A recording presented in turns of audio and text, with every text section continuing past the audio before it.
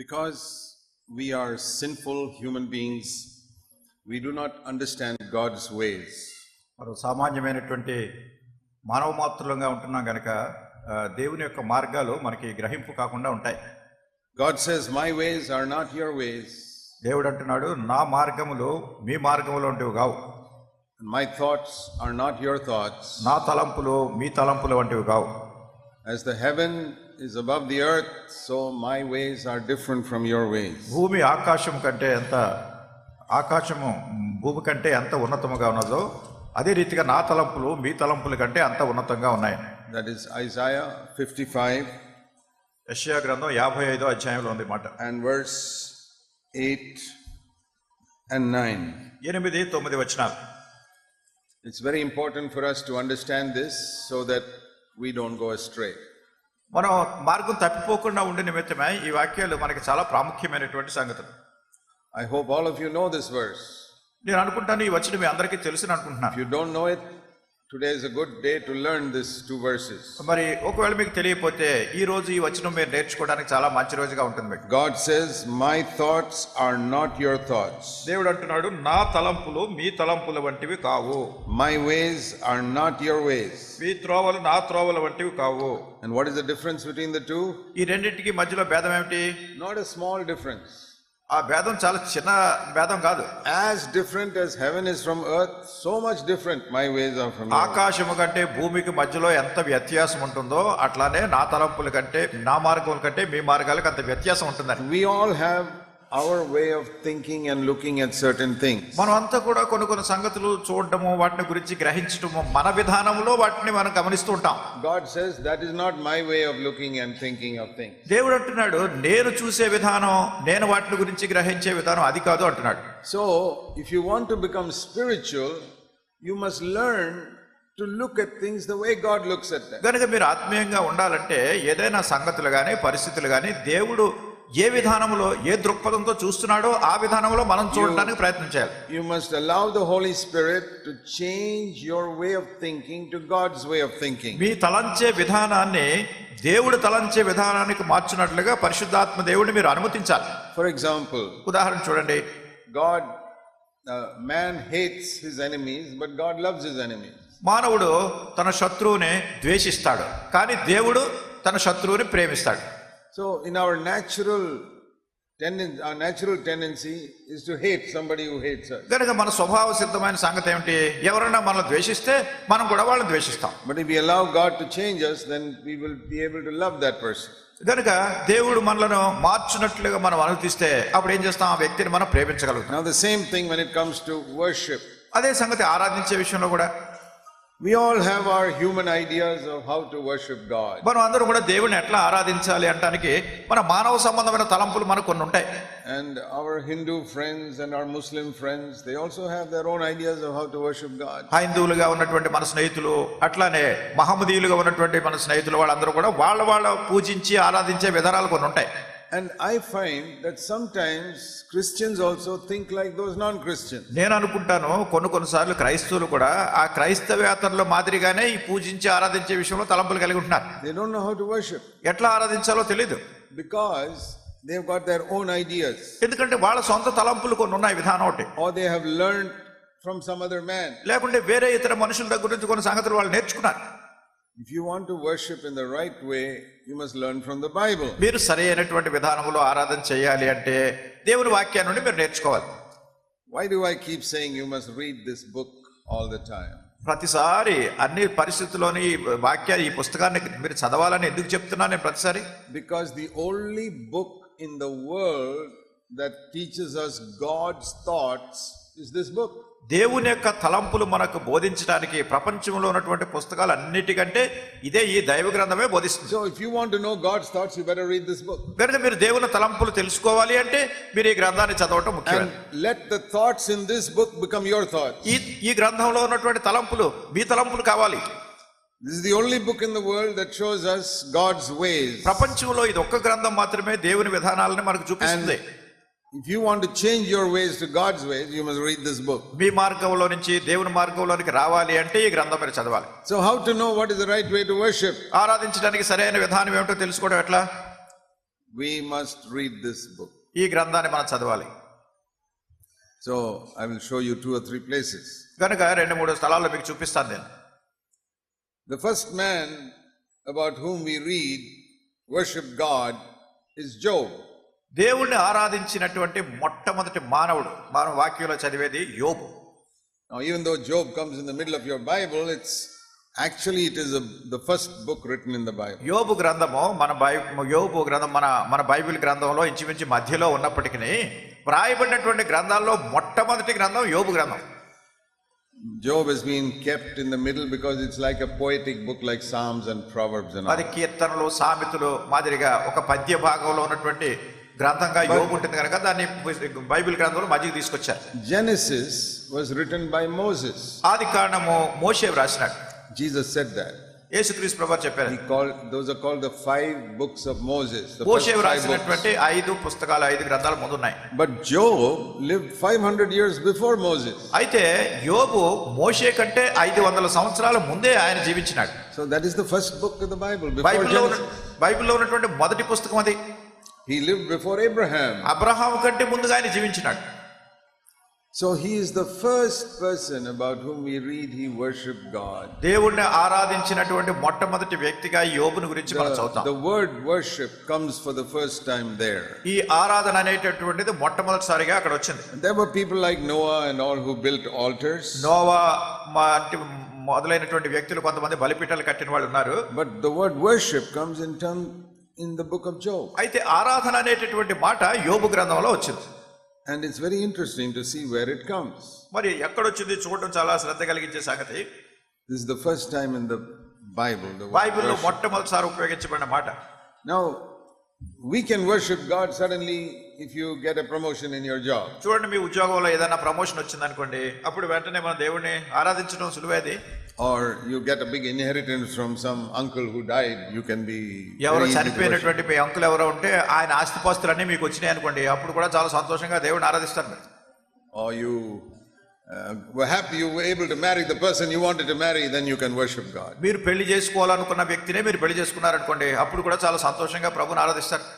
But Job worshipped God when he lost his 10 children in one day. అయితే యోబు తన 10 మంది పిల్లలు ఒక్క రోజున చనిపోయినప్పుడు దేవుడిని ఆరాధించినాడు. And not only his children, he lost all his business and all his property also the same day. తన పిల్లలే కాదు, తన ఆస్తిపాస్తులు, తన వ్యాపారం, తనకు వచ్చే రాబడి అన్ని కూడా ఒక దినాన్ని పోయినాయి. And that is the first place in the Bible where worship comes. బైబిల్లో మొట్టమొదటిసారిగా ఆరాధన అనేటటువంటిది ఆ మాట వస్తుంది అక్కడ. So we learned something. కానీ ఇక్కడ ఏదో నేర్చుకుంటున్నాం మనం from Job యోబు గ్రంథం నుంచి about worship. ఆరాధన గురించి. If you can say what he says, then you have learned how to worship. ఆయన ఏమైతే చెప్పాడో అది మీరు చెప్పగలిగితే అప్పుడు ఆరాధన ఏమిటో మీరు నేర్చుకున్నట్టే.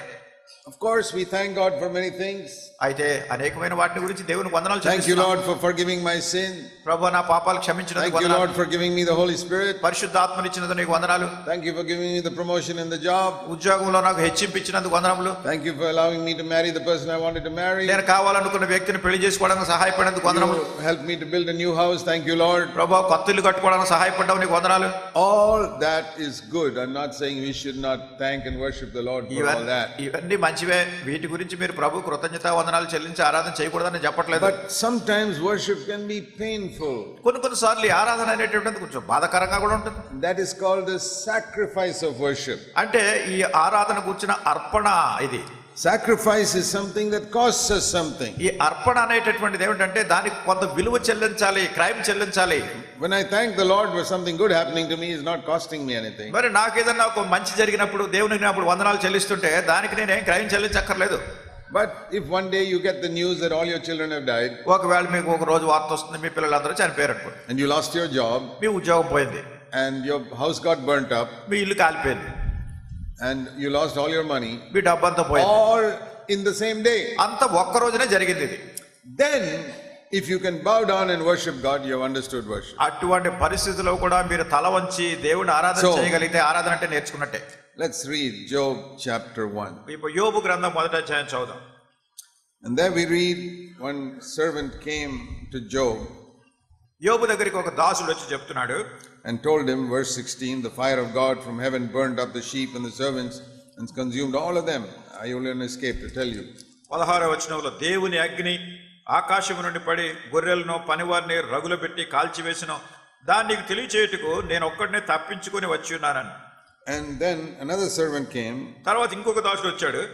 And he says, verse 18, your sons and daughters were eating and drinking in the oldest brother's house.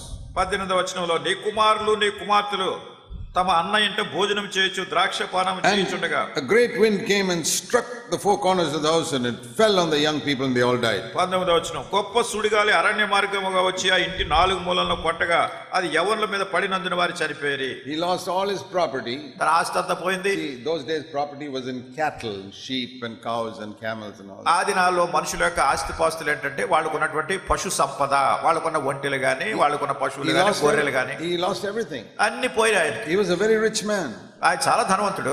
He had thousands of sheep and camels and oxen. ఆయనకి వేల కొలది గొర్రెలు ఉండేవి, ఒంటెలు ఉండేవి, ఎద్దులు ఉండేవి. Everything was lost. అన్ని పోయాయి. And then same day he hears all his 10 children, all 10 die. అదే రోజు తనకు 10 మంది పిల్లలు ఉన్నారు. 10 మంది పిల్లలు ఒక్క రోజునే చనిపోయారు. Before going to see their dead bodies, వాళ్ళ యొక్క మృతదేహాలు చూడడానికి వెళ్ళిపోయే ముందు, before going there, అక్కడికి వెళ్లే ముందు what does he do? ఏం చేశాడు? Verse 20, 20వ వచనంలో he arose and tore his robe, shaved his head, and he fell to the ground and worshipped. అప్పుడు యోబు లేచి తన పై వస్త్రమును చింపుకొని తల వెంట్రుకలు గొరిగించుకొని నేల మీద సాష్టాంగపడి నమస్కారం చేసినంటే ఆరాధన చేశాడు. And now see the words that come out of his mouth, then you will understand what worship is. ఇప్పుడు ఆ నోటి నుండి వస్తున్నటువంటి మాటలు మీరు గమనించండి, అప్పుడు ఆరాధన అంటే ఏంటో తెలుసుకుంటారు. Remember, this is the first man in the Bible worshiping God. దేవుణ్ణి ఆరాధించినటువంటి వ్యక్తి బైబిల్లో ఈయనే మొట్టమొదటి వ్యక్తి. And what is he saying? ఏమంటున్నాడు?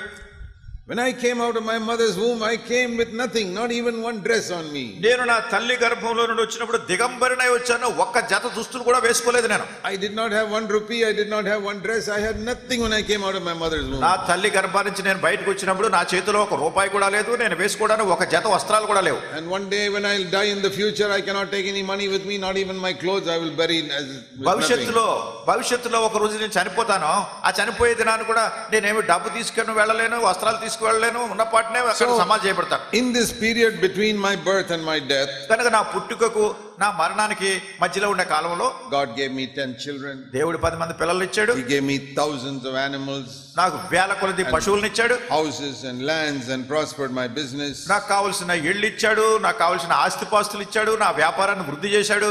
That was not my ability. ఈ భూమి నాది కాదు ఇదంతా. So many people try and can't have children. అనేక మంది ప్రయత్నాలు చేస్తారు కానీ పిల్లల సంతతి వాళ్ళంతటి రాదు. 20 years they are married, no children. పెళ్ళయి 20 సంవత్సరాలైనా పిల్లలు లేకుండా ఉంటారు కొంతమంది. So Job says, that is not my cleverness that I got children. యోబు అంటున్నాడు, ఇదేదో నా తెలివితేటల వల్ల నాకు సంతతి వచ్చిందని కాదు. God gave me my children. దేవుడే నాకు ఈ పిల్లల్ని ఇచ్చాడు. And God can take them away. కనుక దేవుడు వాళ్ళని తీసుకుని పోగలడు. He gave, he took away. ఆయనే ఇచ్చాడు, ఆయనే తీసుకుపోయాడు. So many people go into business and lose lakhs of rupees. చాలా మంది వ్యాపారంలో పడి లక్షలాది రూపాయలు పోగొట్టుకుంటారు. But Job says, I went into business and God prospered me with lakhs of rupees. యోబు అంటున్నాడు, నేను వ్యాపారం చేశాను, అది అభివృద్ధి అయింది, లక్షలాది రూపాయలు నాకు వచ్చాయి. That is not my cleverness. అది నా తెలివిని బట్టి కాదు. God gave me. దేవుడిచ్చాడు. Now God has taken away my business. ఇప్పుడు దేవుడు నా వ్యాపారం తీసుకుపోయాడు. Now my bank account is 0. ఇప్పుడు నా బ్యాంకులో ఉన్నటువంటి డబ్బంతా 0. When I was born also my bank account was 0. నేను పుట్టినప్పుడు కూడా నా bank account 0. God gave, God took away. దేవుడు ఇచ్చాడు, దేవుడు తీసుకెళ్ళిపోయాడు. What shall I say? ఏం చెప్పాలి ఇప్పుడు? I shall not complain. నేనేం ఫిర్యాదు చేయాలా? How can I complain? Because I did not make all this, God gave it to me. ఇవన్నీ నేను తెచ్చుకున్నవి కాదు, దేవుడే నాకు ఇచ్చాడు కనుక నేనేం ఫిర్యాదు చేస్తాను? I shall only bow down and worship God. నేను కేవలం నా తల వంచి దేవుడిని ఆరాధిస్తాను. He said, praise the Lord. Praise the Lord అన్నాడు. ప్రభు స్తోత్రం. You know, we very often say praise the Lord, praise the Lord, praise the Lord to each other. చూడండి, మనం చాలా తరచుగా ప్రతి వాళ్ళకి praise the Lord, praise the Lord, praise the Lord అని చెప్తుంటాం. How about saying something like this? ఇట్లా చెప్పడం ఎలా ఉంటుంది? Praise the Lord, my 10 children just died this morning. నా 10 మంది పిల్లలు పొద్దున్నే చనిపోయారు, praise the Lord. Oh, that is not very easy to say. అది చెప్పడం అంత సులువు కాదు. అది praise the Lord, my business crashed this morning and I lost everything. Praise the Lord. ఈ ఉదయకాల సమయంలో నా వ్యాపారం అంతా కుప్పకూలిపోయింది, నా డబ్బులన్నీ పోయినాయి, praise the Lord. I lost my job this morning. Praise the Lord. పొద్దునే నా ఉద్యోగం పోయింది, ప్రైజ్ ద లార్డ్, దేవుని స్తోత్రం. That is worship. అది ఆరాధన అంటే. That is the sacrifice of worship. ఆరాధనకు వచ్చినటువంటి సమర్పణ ఇది. That is what Job did. అదే యోబు ఇక్కడ చేశాడు. So the first person who worshipped in the Bible is not worshipping because he got children, but because he lost children.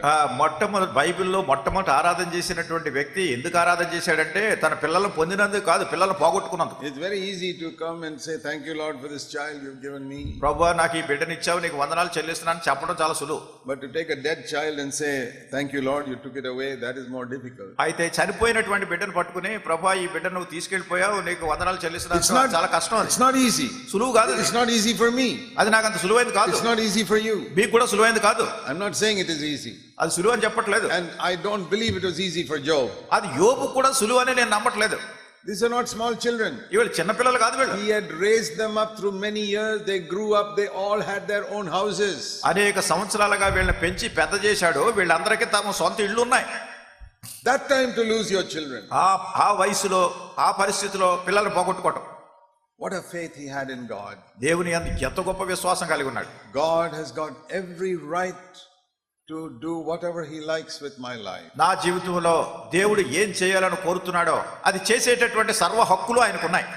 There we can understand what worship is. అక్కడ ఆరాధన అంటే ఏమిటో మనం గ్రహిస్తున్నాం. Now many of us for so many years we've thought we are worshiping God by just saying a few words to him. మనలో అనేక మంది చాలా సంవత్సరాలుగా ఆరాధన అంటే ఏదో కొన్ని మాటలు చెప్పేసి ప్రభువుకు వందనాలు చెల్లించడం అనుకుంటున్నాం. You know the Bible says man looks on the outward appearance but God looks at the heart. Bible చెప్తుంది మనుషుడు పై రూపాన్ని లక్ష్య పెడతాడు కానీ దేవుడు హృదయాల్ని పరిశీలిస్తాడు. When we speak the words, మేము మాటలు చెప్పినప్పుడు people listen to the words. ఆయన ప్రజలు ఏం చేస్తారంటే మాటలు వింటారు. God is not listening to the words. అయితే దేవుడు మాటలు వినేవాడు కాదు. He is listening to the heart. మన యొక్క హృదయాన్ని వింటున్నాడు. What is my heart saying? నా హృదయం ఏం చెప్తుంది? Am I saying, Lord, you are everything to me? ఓ ప్రభువా నీవే నాకు సర్వమైన వాడు, సమస్తమైన వాడు అని నా హృదయం చెప్తుంది. That is worship. అది ఆరాధన అంటే. Not my children. నా పిల్లలు కాదు. Not my wife. నా భార్య కాదు. Not my husband. నా భర్త కాదు. Not my house. నా ఇల్లు కాదు. Not my property. నా ఆస్తిపాస్తులు కావు. Not my car or scooter or anything. నాకున్న కారు కాదు, స్కూటర్ కాదు, ఏం కాదు. You, Lord Jesus, you are everything to me. నీవే ప్రభు అయిన యేసుక్రీస్తు, నీవే నాకు సర్వమై ఉన్నావు. If God can hear your heart ఈ సంగతి saying that now, ఇప్పుడు ఈ సంగతి మీ హృదయం ఎట్లా చెప్పడం కనుక దేవుడు మీ హృదయాన్ని వినగలిగితే then you are worshiping. అప్పుడు మీరు ఆయన ఆరాధిస్తున్నారు. Otherwise you're just saying words. ఏదో ఊరికే నోటితో మాటలు చెప్పడం కాదు. See what Jesus said in Yes. Mark chapter 7. Mark సువార్త 7వ అధ్యాయంలో యేసుక్రీస్తు ప్రభువారు ఏం చెప్పారో చూడండి. Mark's Gospel chapter 7. మార్కు సువార్త 7వ అధ్యాయం. This is a very interesting verse. ఇది చాలా శ్రద్ధ కలిగించే వచనం. Mark 7 verse 6 and 7. మార్కు సువార్త 7వ అధ్యాయం 6-7 వచనాలు. This people honor me with their lips, but their heart is far away from me. ఈ ప్రజలు పెదవులతో నన్ను ఘనపరచుదురు, వారి హృదయం నాకు దూరముగా ఉన్నది. When you pray or worship God now, ఇప్పుడు మీరు దేవునికి ప్రార్థన చేసినా లేకుంటే దేవుని ఆరాధన చేసినా ఇప్పుడు Jesus is here. యేసుక్రీస్తు ప్రభువారు ఇక్కడ ఉన్నారు. You can't see him, but the Lord Jesus is here. మీరు ఆయన చూడలేకపోతున్నారు కానీ యేసుక్రీస్తు ప్రభువారు ఇక్కడ ఉన్నారు. I know he is here. ఆయన ఇక్కడ ఉన్నారు, నేను ఎరుగుదును. I know he is with me ఆయన now. నాతో ఉన్నారు, నేను ఎరుగుదును. I will never stand in a pulpit if the Lord Jesus is not with me. యేసుక్రీస్తు ప్రభువారు నాతో లేకపోయినట్టయితే నేను అసలు పుల్పిట్ మీద నేను నిలబడను. Because I know I will waste people's time. ఎందుకంటే నేను ఎరుగుదును మీ ప్రజల యొక్క సమయాన్ని నేను వ్యర్థం చేస్తాను. I అట్లయితే say, Lord, the only way not to waste people's time, you got to stand with me. ఓ ప్రభువా నీవు గనక నాతో లేకపోయినట్టయితే నేను ఇక్కడ నిలబడి వీళ్ళ సమయాన్ని వ్యర్థం చేశాడు చేయకున్నాను. I know the Lord Jesus is here. నేను ఎరుగుదును యేసుక్రీస్తు ప్రభువారు ఇక్కడ ఉన్నారు. Whatever you say, మీరేం చేసి చెప్పరా he is listening first. ఆయన మొదట వింటున్నాడు. And whatever I say now, he is listening also. ఇప్పుడు నేను ఏం చెప్తున్నానో కూడా ప్రభు వింటున్నారు. So when you pray మీరు ప్రార్థించినప్పుడు now, ఇప్పుడు the Lord is not listening to your lips. ప్రభు మీ పెదవులను వినటం కాదు. It says, what about your heart? ఆయన అంటున్నాడు మీ హృదయం సంగతి ఏమిటి? If he says, yeah, they are drawing near to me with their lips, but their heart is somewhere else. ఈయన అంటున్నాడు పెదవులతో కనపరుస్తున్నారు కానీ వాళ్ళ హృదయం నాకు దూరంగా ఉందని. Then he says, తర్వాత అన్నారు then it is with all emptiness, verse 7, that they are worshipping me. మరి 7వ వచనంలో వాళ్ళు వ్యర్థంగా ఆరాధిస్తున్నారు. Empty worship. ఇది వ్యర్థమైన ఖాళీ అయిపోయిన ఆరాధన. They are worshipping like all men teach in their doctrine. మనుషులు కల్పించినటువంటి పద్ధతులు వాటిని అనుసరించి వీళ్ళు ఆరాధన చేస్తున్నారు. So the Lord is listening to the heart. ప్రభు మన హృదయాలను వింటున్నాడు.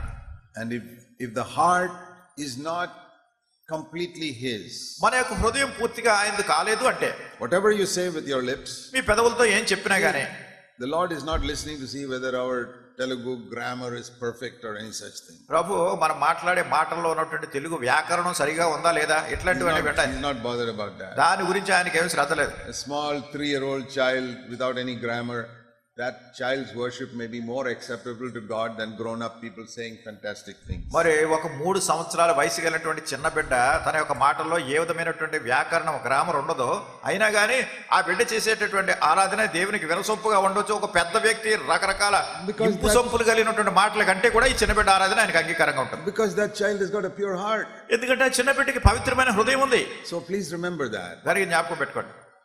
And you open your mouth, be more concerned about your heart than your words. మీ మాటల కంటే మీ హృదయాన్ని గురించి ఆయన అధికమైన ధ్యాస కలిగి ఉంటాడు. Otherwise he will say, in vain do they worship me. లేనట్టయితే ఆయన అంటున్నాడు వ్యర్థంగా వీళ్ళు నన్ను ఆరాధిస్తున్నారని. So we can learn from Job. కనుక యోబు నుండి మనం నేర్చుకోవాలి. Lord, you are everything to me. ఓ ప్రభా నీవే నాకు సర్వమై ఉన్నావు. One day you gave me 10 children, one day you took them away. ఒక దినాన నాకు ఈ 10 మంది పిల్లల్ని ఇచ్చా, మళ్ళీ ఒక దినం తీసుకెళ్లిపోయావు. You gave me a lot of business, then one day you took it all away. నాకెంతో వ్యాపారం ఇచ్చావు, అదంతా తీసుకెళ్లిపోయావు. You blessed me with money, one day I lost it all. నాకు డబ్బు ఇచ్చి నువ్వు నన్ను దీవించావు, ఒక రోజు ఇదంతా నేను పోగొట్టుకుంటాను. I was happy then, I'm happy now. అప్పుడు సంతోషంగా ఉన్నాను, ఇప్పుడు సంతోషంగా I was happy when you gave me the children, I'm happy when you took them away. నువ్వు పిల్లల్ని ఇచ్చినప్పుడు సంతోషంగానే ఉన్నాను, పిల్లలు తీసుకెళ్లిపోయినప్పుడు కూడా సంతోషంగా I ఉన్నాను. was happy when you gave me a lot of money, I'm happy when you take it away. నువ్వు నాకు ఎంతో డబ్బు ఇచ్చినప్పుడు సంతోషంగా ఉన్నాను, డబ్బంతా పట్టుకుపోయినప్పుడు సంతోషంగా ఉన్నాను. My happiness is not in these things. నా సంతోషం వీటి మీద ఆధారపడలేదు. You alone are what brings joy to my heart. నీవే నాకు సంతోషం కలిగించేవాడు, నీవే. Those are the people who will be happiest when they go to heaven. అటువంటి ప్రజలు పరలోకానికి వెళ్ళినప్పుడు సంతోషంగా ఉంటారు. Supposing, we read in heaven the streets are golden, the gates are made of pearl. మనం బైబిల్లో చదువుతూ ఉంటాం కదా, పరలోకం ఉన్నటువంటి వీధులన్నీ బంగారు మయమై ఉంటాయి, అక్కడ ఉన్నటువంటి గుమ్మాలన్నీ ముత్యాలతో ఉంటాయి. There will be no sorrow and no tears. అక్కడ ఏ విధమైన దుఃఖం ఉండదు, కన్నీళ్లు ఉండవు. And we don't have to walk, we can fly. అక్కడ మనం నడిచేది లేదు, బాగా ఎగిరిపోతూ వెళ్ళిపోవచ్చు. It's all very exciting. ఇదంతా చూడడానికి చాలా గగురుపాటు కలిగించేదిగా ఉంటుంది. But supposing you go to heaven, ఒకవేళ మీరు పరలోకానికి వెళ్ళినప్పుడు and find it is not like that. You find it is not like that. మీరు అనుకున్నట్టుగా అక్కడ లేదనుకోండి. It's all full of thorns. అక్కడ అన్ని ముళ్ళు ఉన్నాయి. And you can't fly, you have to struggle through the thorns. అక్కడ ఏదో పైకి ఎగిరి వెళ్ళేది లేదు, ఈ ముళ్ళలోంచి నడుచుకుంటూ వెళ్ళాలి. But Jesus is there. అయితే యేసుక్రీస్తు ప్రభువు అన్నారు. Will you be happy? సంతోషంగా ఉంటారా? I'll be happy. నేను సంతోషంగా ఉంటాను. I say, Lord, I'm not looking for golden streets. ఓ ప్రభా, నేను ఎక్కడ బంగారు వీధుల కోసం చూడలేదు ఇక్కడ. Or whether I can fly, I'm not interested. నేను పైకి ఎగిరిపోగలనా లేదా వీటి గురించి కాదు నా శ్రద్ధ. If you are there, నువ్వు గనక ఉంటే I don't care. వీటన్నిటి గురించి నాకు శ్రద్ధ లేదు. I once told the Lord, ఒకసారి నేను ప్రభుతో చెప్పాను, I'm ready to go to hell if you are there. ప్రభు, నువ్వు నరకంలో కనుక నువ్వు ఉంటే నేను అక్కడికి వెళ్ళడానికి నేను ఇష్టపడుతున్నాను. If heaven is a beautiful place and hell is full of fire, ఒకవేళ పరలోకం అంతా సౌందర్యకరమైనటువంటి నగరంగా ఉండి ఈ నరకం అనేది కాలుతూ ఉంటుంది అనుకోండి. but Jesus is there in hell, కానీ ఒకవేళ యేసుక్రీస్తు ప్రభువు అక్కడ నరకంలో ఉన్నారంట, where do you want to go? ఎక్కడికి వెళ్ళాలనుకుంటున్నారు మీరు? I want to go to hell. నేను అక్కడ నరకం అంటే యేసు ప్రభువు అన్నారు కదా. ఎందుకంటే my heaven is where Jesus is. ఎందుకంటే నా పరలోకం ఎక్కడ ఉందంటే యేసు ప్రభువు ఎక్కడ ఉంటే అది నా పరలోకం. Whether fire or golden streets doesn't bother me. అంటే అక్కడ అగ్ని ఉన్నా బంగారు వీధులున్నా దీంతో నాకేం సంబంధం లేదు. Is that how you love Jesus Christ? మీరు ఆ రీతిగా యేసుక్రీస్తు ప్రభువుని ప్రేమిస్తున్నారా? See, the psalmist said in Psalm 73, 73వ కీర్తనలో ఈ కీర్తన గ్రంథకర్త ఏం చెప్పాడు చూడండి. when I read through the Bible, నేను బైబిల్ చదివినప్పుడు to me this is the clearest verse that describes what true worship is. నిజమైనటువంటి ఆరాధన అంటే ఏమిటో ఇది చాలా స్పష్టమైన మాటగా నాకు కనపడింది. There are more than 31,000 verses in the Bible. బైబిల్లో 31,000 కంటే అధికమైన మాటలు ఉన్నాయి. I have read all of them. వాటన్నిటిని నేను చదివాను. But I find this is the clearest verse of worship. అయితే ఆరాధన గురించి చాలా స్పష్టమైన మాటగా చదివాను. What does it say? ఏమని చెప్తుంది? Psalm 73:25. 73వ కీర్తన 25వ వచనం. Whom have I in heaven but thee? ఆకాశమందు నీవు తప్ప నాకెవరున్నారు? And there's nothing I desire on earth beside thee. నీవు నాకుండగా లోకములో నుండి ఏదియు నాకు అక్కర్లేదు. This is worship. ఇదే ఆరాధన అంటే. On earth, భూమి మీద I want you, Lord. ప్రభువా, నీవే నాకు కావాలి. If you give me children, I take them. If you take them away also, it's all right. పిల్లలు నాకు ఇచ్చినా నేను తీసుకుంటాను, తీసుకెళ్ళిపోయినా సరే. If you allow me to get married, praise the Lord. నువ్వు నాకు పెళ్లి జరిగించినా నేను ప్రైజ్ ది లార్డ్ And అంటాను. if nobody comes to marry me, praise the Lord. నన్ను పెళ్లి చేసుకునే వాళ్ళు ఎవరు లేకపోయినా కానీ ప్రైజ్ ది లార్డ్ అంటారు. There are very few people who can say that. కొద్ది మంది మాత్రమే ఇలా చెప్పగలరు. I desire nothing on earth but you. ప్రభా ఈ భూమి మీద నీవు తప్ప నాకు ఇంకెవరు అక్కర్లేదు. If you give me a job, praise the Lord. నువ్వు నాకు ఉద్యోగం ఇచ్చినా ప్రైజ్ ది లార్డ్ అంటాను. You don't give me, I will live somewhere and live simply. That's enough. నువ్వు నాకు ఉద్యోగం ఇవ్వకపోయినా ఎక్కడో ఏదో సామాన్యంగా బ్రతుకుతూ ఉంటాను, చాలు నాకు అది. I remember when I left the Navy in 1966. నాకు జ్ఞాపకం ఉంది 1966 సంవత్సరంలో నౌకాదళాన్ని నేవీ నేను వదిలిపెట్టేసినప్పుడు. I was not married. అప్పుడు నాకు పెళ్లి కాలేదు. And I had given up all my money for God's work. నా దగ్గర ఉన్న డబ్బంతా దేవుని సేవకి ఇచ్చేసాను. Had nothing in my bank account. ఇంకా నా బ్యాంకులో డబ్బే లేదు. I said, Lord, I'm coming to serve you with empty hands. ఓ ప్రభువా, ఇప్పుడు ఖాళీ చేతులతో నీ సేవ చేయడానికి వస్తున్నాను. And my calling is primarily to serve in the villages among the poor, not among the rich people in the cities. నాకున్నటువంటి పిలుపు ఏమిటంటే పట్టణాల్లో ఉన్నటువంటి ధనికుల దగ్గర సేవ చేయటం కాదు, గ్రామాల్లో ఉన్నటువంటి నిరుపేదలైనటువంటి ప్రజల మధ్యలో సేవ చేయాలని ప్రభు నన్ను పిలిచాడు. And of course God has taken me to some cities, but still most of our work is in the villages. అయితే దేవుడు నన్ను కొన్ని పట్టణాలకు తీసుకెళ్లాడు, కానీ నా సేవలో అధిక భాగము ఈ పేద ప్రజల మధ్యలో గ్రామాల్లో చేసిన సేవ. And I said to the Lord then, అప్పుడు నేను ప్రభుతో అన్నాను, that is 47 years ago. అంటే 47 సంవత్సరాల కిందట. I said, Lord, if I don't have a place to live, ఓ ప్రభువా, నేను నివసించడానికి నాకు ఏ స్థలం లేకపోయినా, this is the truth, this is what I told the Lord. ఇప్పుడు నేను ప్రభుది ఇలా చెప్పాను, ఇది సత్యమేది. If I don't have a place to live, నేను నివసించడానికి స్థలం లేకపోతే I will sleep in the railway station. నేను రైల్వే స్టేషన్ లో ఉంటాను. But I will serve you. అక్కడే ఉండి నిద్రపోతాను, కానీ నేను సేవిస్తాను. I will never tell my needs to any human being. నా అవసరతల గురించి ఏ మనిషికి ఎప్పుడు నేను చెప్పను. I want you. నీవే నాకు కావాలి. I want to serve you. నేను నీ సేవించాలని కోరుతున్నాను. I don't want any earthly comfort. నాకు ఈ భూ సంబంధమైన సుఖ సౌఖ్యాలు ఏమీ అక్కర్లేదు. If you give me food, I eat it. నువ్వు నాకు ఆహారం పెడితే తింటాను. And if I don't get proper food, that's also okay. నాకు ఆహారం లేకపోయినా ఓకే, పర్వాలేదు దాని గురించి. And I don't want any comfort. నాకే సుఖ సౌఖ్యాలు Of course, అక్కర్లేదు. God has given me many comforts. That is another thing. అయితే దేవుడు అనేకమైనటువంటి సౌఖ్యాలు ఇచ్చాడు, అది వేరే సంగతి. I never wanted them. అయితే అవి కావాలని ఎప్పుడు అనుకోలేదు. Today, if He takes it all away, that's also all right with me. ఇప్పుడు కూడా ప్రభు అవన్నీ తీసివేసినా కానీ నాకు దాని గురించి మనసు లేదు. Because I am a worshipper. ఎందుకంటే నేను ఆరాధించేవాడిని. I'm not a preacher. I'm a worshipper. నేను ప్రసంగికుడిని, బోధకుడిని కాదు, నేను And ఆరాధించేవాడిని. from my worship, I preach. నా ఆరాధన నుంచే నేను బోధిస్తాను. And what I say to the Lord, I say that almost every day. నేను ప్రభుతో అప్పుడు ఏం చెప్పానో ఇంచుమించు ప్రతిరోజు అదే చెప్తున్నాను. Lord, I desire nothing on earth but you. ప్రభా, ఈ భూమి మీద నీవు తప్పితే నాకు ఇంకేం అక్కర్లేదు. And I get to heaven, నేను పరలోకానికి వెళ్ళినప్పుడు I'm not going to look at the streets and the gates. I'm going to look at you. అక్కడ ఉన్నటువంటి బంగారు వీధులు, ముత్యాలు, బొమ్మలు ఇవే చూడను, నిన్నే చూస్తాను, నువ్వే కావాలి నాకు. That is worship. అది ఆరాధన. The Bible says Jesus is our bridegroom. Bible చెప్తుంది యేసుక్రీస్తు ప్రభువారే మన పెండ్లి కుమారుడు. And if a bride and a bridegroom really love each other on the wedding day, మరి పెండ్లి కుమార్తె, పెండ్లి కుమారుడు పెండ్లి రోజున నిజంగా ఒకరినొకరు ప్రేమించుకుంటుంటే, what is the bride going to look at the wedding day? మరి పెళ్లి రోజు ఆ పెండ్లి కుమార్తె ఏం కావాలని చూస్తుంది? Oh, what a nice dress I've got. అబ్బాయి ఎంత మంచి బట్టలు వేసుకున్నానో చూసుకుంటుందా? Or what nice flowers in this room. అబ్బాయి ఈ గదిలో ఎన్ని చక్కటి పువ్వులు అన్ని పెట్టారా అవి చూస్తుందా? She's going to look at her bridegroom's face and say, wow, what a beautiful bridegroom I have. ఆమె చూసేదంతా ఏమిటంటే ఆ పెండ్లి కుమారుని ముఖం చూసి ఎంత గొప్ప పెండ్లి కుమారుని నేను పొందానని అనుకుంటది అంతే. That is a couple that really love each other. అదే అట్లాంటి జంటే ఒకరినొకరు నిజంగా ప్రేమించుకుంటారు. And that is how we are to be to Jesus. ఆ రీతిగా యేసుక్రీస్తు ప్రభువుని మనం కలుసుకోవాలి, ఆయన ఆ రీతిగా అభినందించాలి. I desire nobody in heaven but you. ప్రభు, ఆకాశమందు నీవు తప్ప నాకు ఇంకెవరు లేరు. I can wait 50 years to meet Peter and Paul and Noah and all that. They can ఒకవేళ wait. పేతురు గాని, పౌలు గాని, నోవా గాని వీళ్ళందరినీ కలుసుకోవడానికి 50 సంవత్సరాలు పెట్టినా పర్వాలేదు. But I want to see Jesus first. అయితే మొట్టమొదటి యేసు ప్రభువుని నేను చూడాలి. Is that how you love Jesus? యేసు ప్రభువుని ఆ విధంగా And ప్రేమిస్తున్నాను. on earth, భూమి మీద ఉన్నప్పుడు can you say, Lord, if I have you, that is enough? ప్రభువా నువ్వు ఉంటే నాకు చాలు అని చెప్తున్నాం. Why is it we complain so much? అలా అయితే ఎందుకు మనం అంతగా అది లేదు ఇది లేదని ఫిర్యాదులు చేసుకుంటున్నాం? Now when we are going to pray, ఇప్పుడు మనం ప్రార్థన చేయబోతున్నాం. are any of you going to make some complaints in your prayer? అయితే ఇప్పుడు మీరు చేసే ఆరాధనలో, ప్రార్థనలో ప్రభు మీద ఏమైనా ఫిర్యాదులు చేస్తారా? Oh Lord, I have so many complaints. ఓ ప్రభు, నాకు చాలా చాలా ఫిర్యాదులు ఉన్నాయి. This church is like this. This church is like ఈ this సంఘం problem, ఈ and సంఘం ఎలా ఉంది, the elders are like ఈ that, పెద్దలు ఎలా ఉన్నారు, and that sister is not good, ఆ సహోదరి బాగలేదు, and this brother is not nice. ఈ సహోదరుడు మంచిగా లేడు. Is that what you're going to pray now? ఇదా ప్రభు గారు చెప్పేది?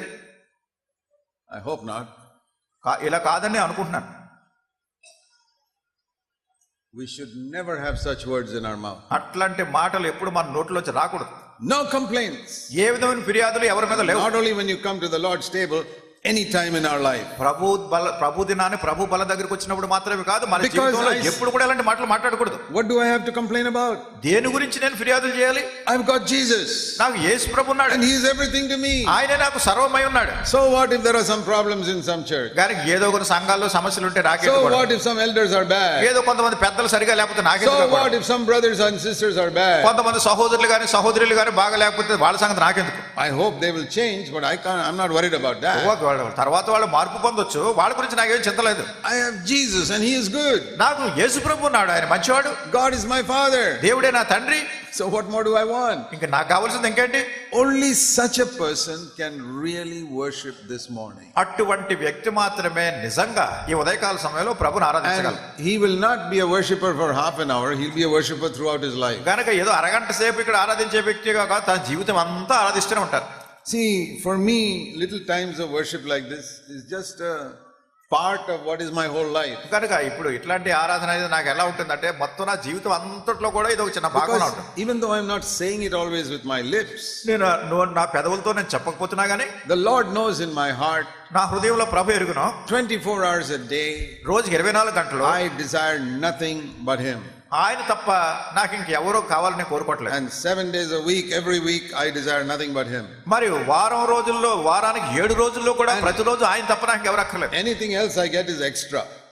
వితరమై ఏమున్నా కానీ తర్వాత వచ్చినటువంటి. If you can take it away also one day, it's quite all right. ఒక రోజు ప్రభా తీసేసినా దాని గురించి నాకు బాధ లేదు. That is why God has made my life very happy. అందుకొరకే దేవుడు నా జీవితాన్ని చాలా సంతోషంగా చేశాడు. Every day ప్రతిరోజు I never get discouraged. నాకు ఎప్పుడు నిరుత్సాహం ఉండదు.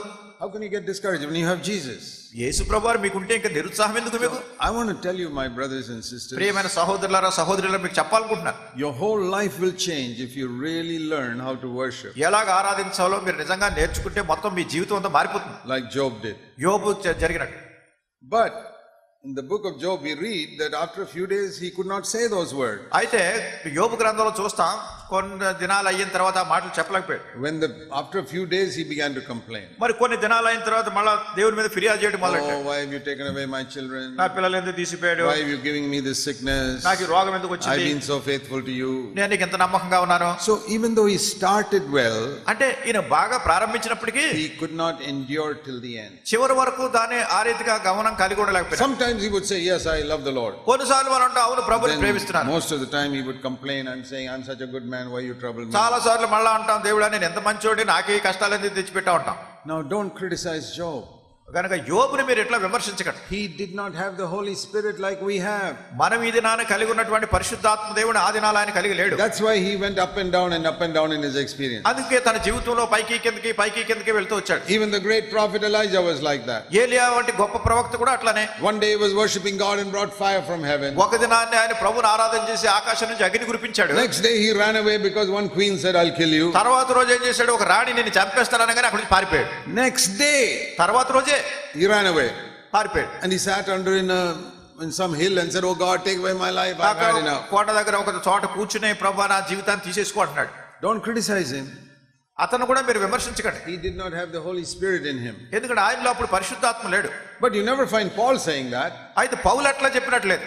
Paul said it doesn't make a difference whether persecution or distress or any affliction, we are more than conquerors in Paul Christ. అంటున్నాడు, శ్రమ వచ్చినా, బాధ వచ్చినా, ఖడ్గం వచ్చినా, మరణం వచ్చినా మనం వీటన్నిటిలో జయం పొందామంటున్నాడు. Was Paul greater than Job and Elijah? యోబు కంటే ఏలియా కంటే పౌలు గొప్పవాడా? If Job and Elijah had the Holy Spirit in them like Paul, they would have also said like Paul. ఒకవేళ పౌలుకు ఉన్నటువంటి రీతిగా యోబుకి ఏలియాకు వాళ్ళకు కూడా పరిశుద్ధాత్మ దేవుడు ఉంటే ఆ మాటలు చెప్పగలిగి ఉండేవారు. If David had the Holy Spirit in him like you and me, he would not commit adultery with Bathsheba. నీవు నేను పరిశుద్ధాత్మ దేవుడిని కలిగి ఉన్నట్టుగా దావీదు పరిశుద్ధాత్మను కలిగి ఉంటే బత్షెబతో పాపం చేసి ఉండేవాడు కాదు. If David was filled with the Holy Spirit, దావీదు పరిశుద్ధాత్మతో నిండి ఉంటే as soon as he accidentally saw Bathsheba, he would turn away and come back into the house. తెలియని రీతిగా బత్షెబను చూసినప్పుడు అక్కడ నుంచి వెళ్ళిపోయి ఉండేవాడు. So don't compare yourself with any Old Testament person. పాత నిబంధనలో ఉన్నటువంటి వ్యక్తులతో ఎప్పుడు మిమ్మల్ని మీరు పోల్చుకోవద్దు. Job could worship and then he would start complaining. యోబు ఆరాధన చేశాడు, తర్వాత మళ్ళా ఫిర్యాదు చేశాడు. ఇప్పుడు when the Holy Spirit has filled our life, పరిశుద్ధాత్మ మన జీవితాలను we నింపినప్పుడు can worship like Job all the time. యోబు వలె ఎల్లప్పుడూ ఆరాధన చేసేవాడు, All the time. అన్ని సమయాల్లో.